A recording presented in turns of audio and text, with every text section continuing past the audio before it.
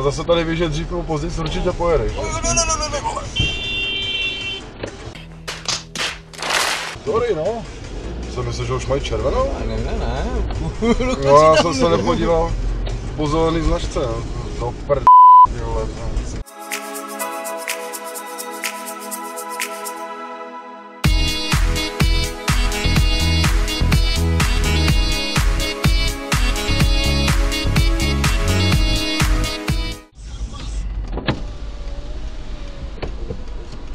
Jo, můžu vám nějak pomoct? Ne, já jsem v pohodě, tady kluci, ale už máme zavolaný všechno, děkuji. Dobře, tak zatím.